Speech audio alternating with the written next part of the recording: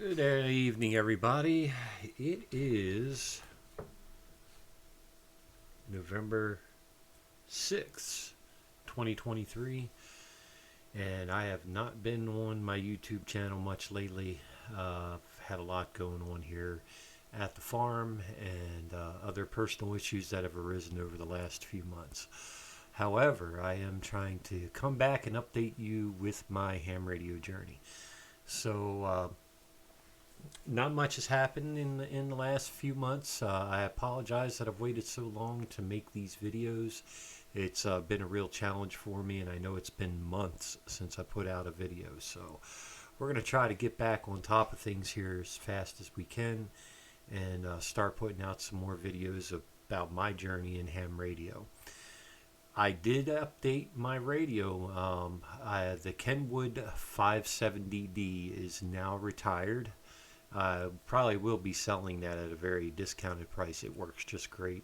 It was a great first radio, but I found the need to go ahead and upgrade and move forward and really start to utilize the features of a new radio. And knowing what I know now as opposed to when I started, and I look back on some of the videos and how much I've learned since I initially started with my general license, it's pretty wild. So I do have a new addition to my radio family, and I'm going to go ahead and show that to you now. So I'm hoping this video is working real well. And this is the replacement for the Kenwood 570 Delta. It is a Yaesu FT710, and after careful consideration between the Yaesu FTDX 10 and the 710, I decided that the 710 was the best way to go for me and what fit my budget. Now, right now I have very low light in the shack here tonight. I am using my overhead halo light, but it's not really seeming to provide very good light for the video this evening. So that's no big deal. We'll try to do a workaround. But I've really been enjoying this radio. I've had it less than a week and figured I'd share it with you. I did watch some videos to help me program the audio output on the microphone, and here's the standard microphone that it comes with. It is the SSM 75 Echo, which is seems to be a fairly standard microphone for the Yaesu line of radios as of late. So I've already turned down the display brightness and contrast so that you could see it a little bit, and the camera really doesn't want to focus real well. And tonight I was trying to do the best I could to get you the best quality video and show you how nice this radio is. Now it is much crisper and cleaner in person, and I think if I had a higher quality camera, I could probably portray that a little bit better. But it's really nice. The sound processor in it works great. The equalization for everything works great. Learning the radio is fairly simple. I did have to read the manual a few times, but all the filtering and everything that you ever need is on this radio. Now, some of the biggest differences between the 710 and the DX10, I can even show you the first difference right here in the menu system, and I just whacked my microphone. Down here in this blank part, you can record a message, you can record it, play it. I'm not sure what the TXW is for. I haven't even tried that yet. The AESS system, that is the external speaker on the radio, and it really helps to give it a more forward sound and a little bassier on your receive. That's all that's for. And you can choose which sound you want. I think it's between 700 hertz and 1000 hertz. But the main differences between the FTDX 10 and this unit is this button here would be for your CW. The 10 has a built-in decoder for CW. Some of the filtering also is different on the FTDX10 as well. It uses a different filtering system for your incoming signals.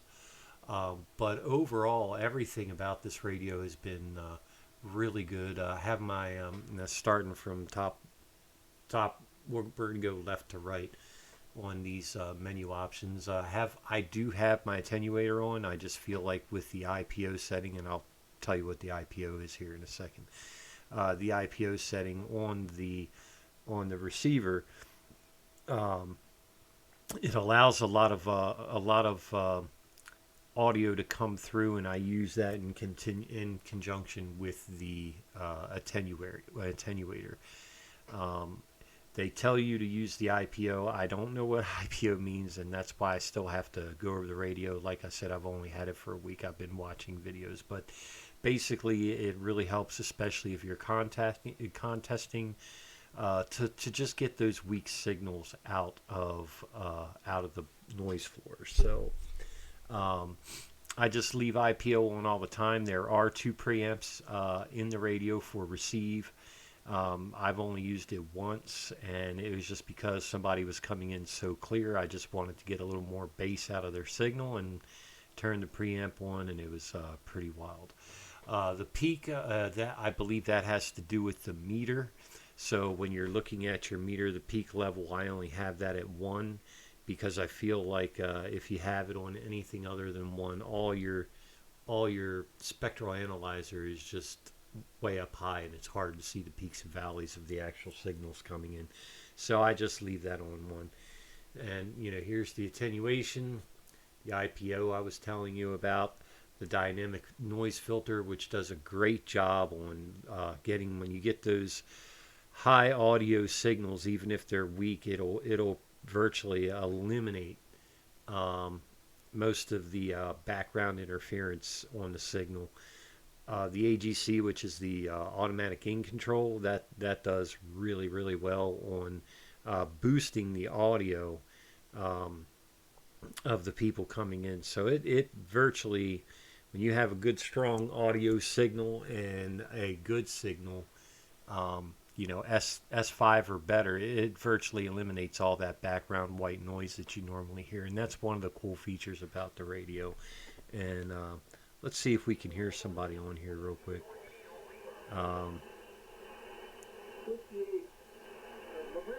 Let's see here. And then you could touch your peaks and valleys, and it'll take you up to where you're receiving those signals. Alright, we're going to go back down here. See what we can find real quick as far as signals. Alright. Looks like nobody's on 40 meters tonight. There's a peak right there.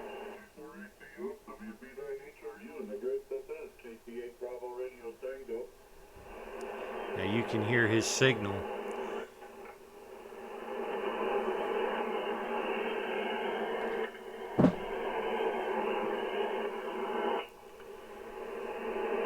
Whenever somebody keys down or something good. WB9HRU, K4ACF, and the rest of the group. This is KP8 Bravo Radio Tango. Now, I don't know how well you can hear that through my boom mic, because that's the only mic that I have running at the moment. But when he was talking, he was giving me a solid S9 easily. I'll have to review the video because I was more concentrating on the audio. But it virtually eliminated all that background noise. And it's got really good discrimination coming in on the receiver end of things. But let's get back to the main functions. Obviously, the color, you could choose from 20 different colors. Now, some people they love blue or they love green. They love everything. I chose more of a copper/orange color, because on this display in person, and you can kind of even see now, it really gives a better definition of the signals coming in. And when you're using the band scope, and I'll show you how that works as well real quick. I just like that color. It just seems to work better than the blue or green or white as far as seeing the strength of the signals that are coming in. And you know, most of your peaks and valleys are where you're going to have most of your activity. And right now the band's really noisy because it's fairly early in the evening, and you know, 40 meters is a good evening band, as well as 80 meters as well. And 80 meters takes a while to cool down, but I'll tell you, this radio does really good with the filtering all around. But that's why I use that color, especially here. It's a lot clearer. The camera is not doing this thing justice at all.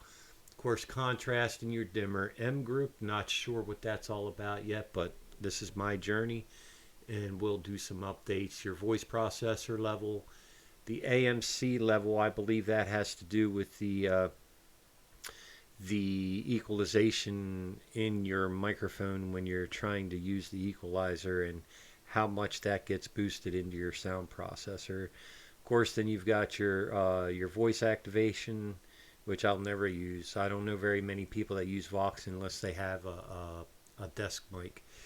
RF power output, your monitor level, and monitor level, basically it's kind of like a talk back on a CB. You know, most ham radio operators are going to know what that's for. But basically it's a talk back. You can hear yourself talk, so that you know that your signal's good. You're not overdriving your audio while you're speaking, just in case by some chance you may throw it off. Then you know you got your keyer, if you want to use your keyer for CW. And then I'm not sure what the back in is, but I'm pretty sure that's part of CW as well. Your CW speed, your pitch, your BK delay, I'm not sure what that is.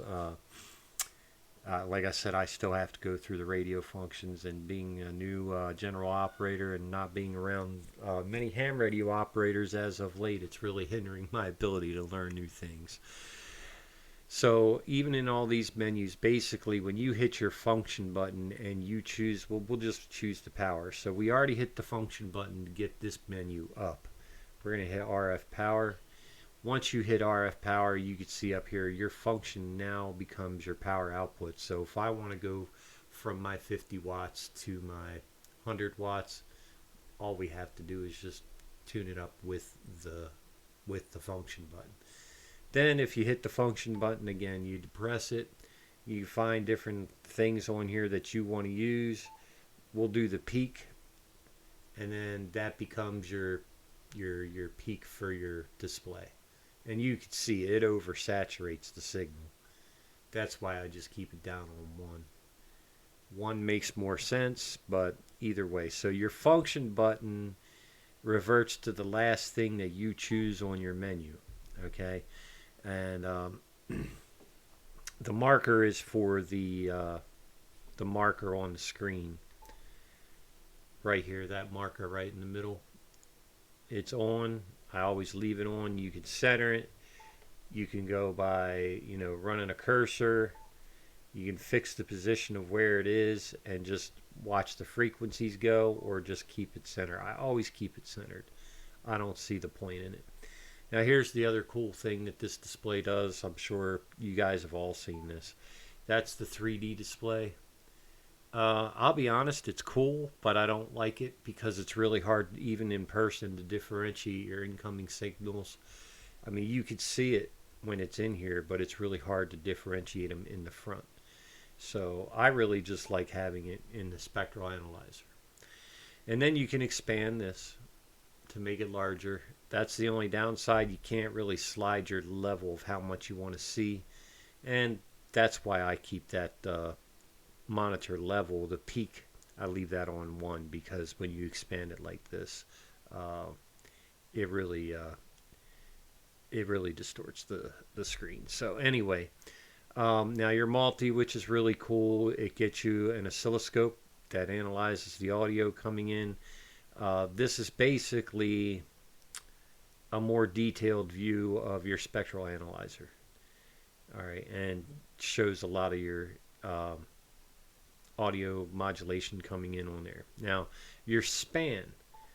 Okay, basically your span, it shows how many kilohertz of coverage you'll have from one end of the spectrum to the other when you're actually looking at your frequencies. I keep it at like 200K. Some people will keep it at 1,000. It's 200 kilohertz. It starts at 1 kilohertz, goes up to 1,000 kilohertz. I kind of leave it on 200 kilohertz, and my reasons being is as I try to use my VFO, you can actually see you going through all the different frequencies, okay? And you can tell that there's fluid motion. All right. Now, when you're up on 1,000 kilohertz, that's greatly reduced. I can't really tell where it's going. I mean, you can see it's moving, but barely. And it's greatly exaggerated when you're at 5 kilohertz. It really just eliminates a lot of the tightly knit stuff. And you can see how fast I'm zipping through it. So I just found a good place for me personally is 200 kilohertz and allows me to go through. But all of this is really self-explanatory if you've used a 991 by Yaesu. But for the newer hams that are out there that would like a decent radio that's on sale right now and does a great job, this radio has been a real game changer for me here, and helping with eliminating a lot of the crazy noise that I have out here. I had held a field day out here the first year I became a ham, and almost every operator said, "Oh man, your noise floor here is horrible," and it was bad. I mean, even with my Kenwood most nights, it was an easy S7, S9 most nights. Well, my noise floor average with this radio, now I'm accepting somebody modulating somewhere, but let's get down to a cleaner part of the band here. And right now my average noise floor is like S5 because the radio just discriminates a lot better. It's got a great noise blanker in it. Then you got your mode button up here if you want to do upper lower sideband, your VIDI, your data, your CW, your PSK, everything pops up whenever you want to change the bands. Now what I haven't figured out, which a lot of radios already do, like let's say I want to go up to 20 meters, I'm going to hit 14 to 25 megahertz and hit enter. It stays on the lower sideband. So I have to come in here and I've got to hit the upper sideband for being on the 20 meters. Now, sure, if I hit it into memory and programmed memory mode, it would work. But I actually would prefer an option of that automatically switching, considering nobody really uses lower sideband on 20. It's basically gentleman's agreement. Everybody uses either upper or lower on different bands, and it doesn't automatically switch for you. Now, I still have to read some of the manual to really figure out all the functions of the radio, but for the most part, all the functions work really well, except for that. That's my one gripe about it. Now, a lot of other people get upset because it doesn't have a fine-tune knob on the outer ring of the VFO. It's only got this knob, and you can set this knob up however you want. I left it stock because it seems to go fast enough, and if I have to find the signal fast, I can just type it in, and I just don't see that it's that difficult to type the frequency in or find it on your spectral analyzer, hit the button to get to that frequency, and then do the fine-tuning then, but a lot of guys don't like that. But there is a button here which you can't see, but it's a fine-tune button. I just pressed it and you saw it come up here on the display. Fine and fast. My fine-tune is set up, I think, for 1 hertz each step. That's pretty fine. So it's 1 hertz, and you can change that. You can change that in the menus. I'm not going to, because that's about as fine as you can get. And even the fine-tune, it's fast enough to where you're not going to wear your fingers out. So your RF gains here, your volume, or I guess audio frequency gain, which is your volume button. I don't know why they call it AF gain anymore, but most people look at it as volume. Your memory or VFO, your memory button here, your band A and band B, so basically it'll switch between the two. So if you want to listen to your VFO-B, you can switch that, and you can switch back to VFO. Now, even though these two are up here, they do not monitor both at the same time. I don't even believe the FTDX10 has that option, but you do have the options of running split frequencies, monitor on one, transmit on the other. I know that works. Clarifier is in steps of 20 hertz.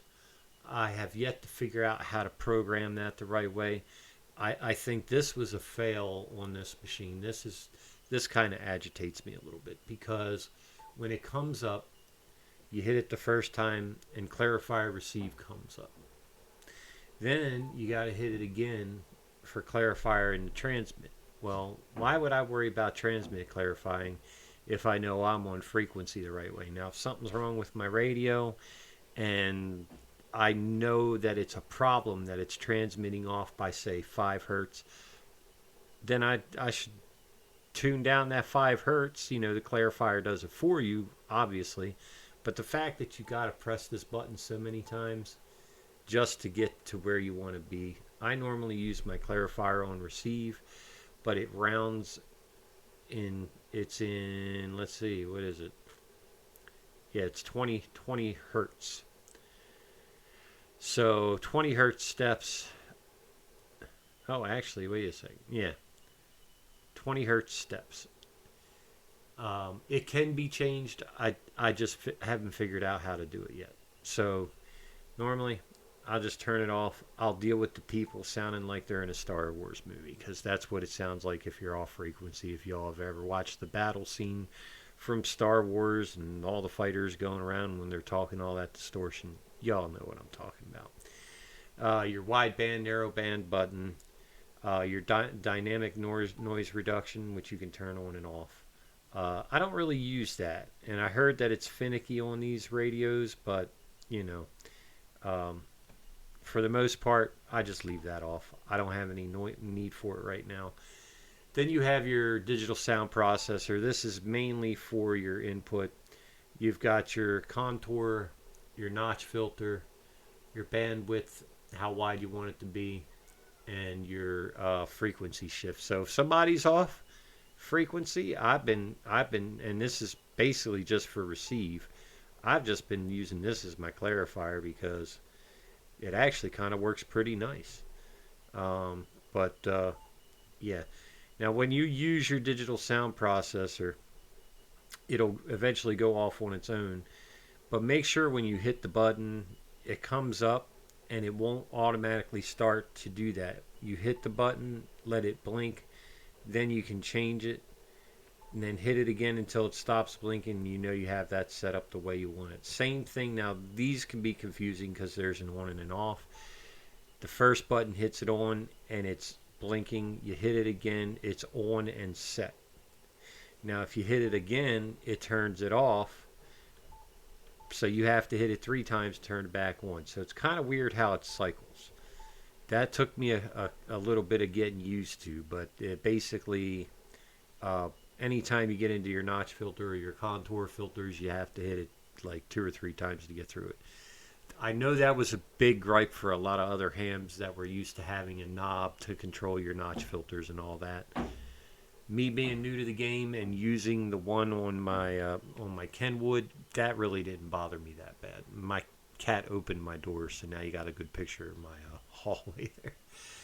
Anyway, it really doesn't bother me that much. I'm not using this radio for contesting. It's going to be my Ham Shack radio.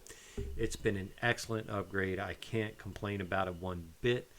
But this is another part of my journey that's opened up, and oh my, the receive on this thing is just amazing. I'm picking up places that I've not picked up before. I've made contact with Lithuania and Switzerland, and the signal coming through there, even though they were only like an S5, the way the radio filters out the noise with the dynamic noise filter, the dynamic noise reduction, I'll tell you, it's a steal of a radio for the cost.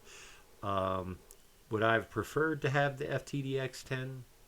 In some ways, yes, but not really, because I couldn't justify spending that extra 400 for basically 4 more features that I would never use. Now there were probably 2 more, probably 6 more features that make it. I mean, it's a better radio, but I just didn't see the point. I know they're going to talk it up like it's much better, but not for the $400. So this was a hard decision for me because I had also been looking at ICOM radios, but I just, based on just my very little experience, the Yaesus seem to have a lot better filtering, even just by being down at the HRO and toying around with them. The filtering seems better on the Yaesu. The menu options seem easier. It seems more intuitive than the ICOM radios. But I think maybe this weekend, this Saturday coming up, I'll see what I can do to do some DXing and let you guys watch, and you can hear how the radio sounds, and we could do it during the daytime because I've really started to like 15 meters now. So that's going to be my third favorite. I haven't changed my mind. I really love 10 and I really love 20. But 15 and 17 are starting to play out pretty well for me lately. And I don't know if that's due to the changes in temperature, going through the season change, or if that's just always been there and couldn't pick it up with my Kenwood. Who knows? We'll see, though. But I appreciate you guys joining me. My name's Aaron, and if you've never watched my videos again, I'm a No Frills channel. I'm just here to share my ham experiences with you. If you have any questions or comments, please feel free to drop them into the comments section. And I'm going to provide more videos as of late. Any of my subscribers that haven't seen from me and heard from me in a while, I appreciate you sticking around. I hope this video might be useful to you, and maybe regarding any comments that I may receive, I can do a follow-up video once I've learned to use this radio a little better. But there you go, guys, and hope you all have a good rest of your week, even though it's just starting out and it's Monday. KC3QPJ Aaron saying 7-3. Y'all have a good night from Farmhouse Ham Radio.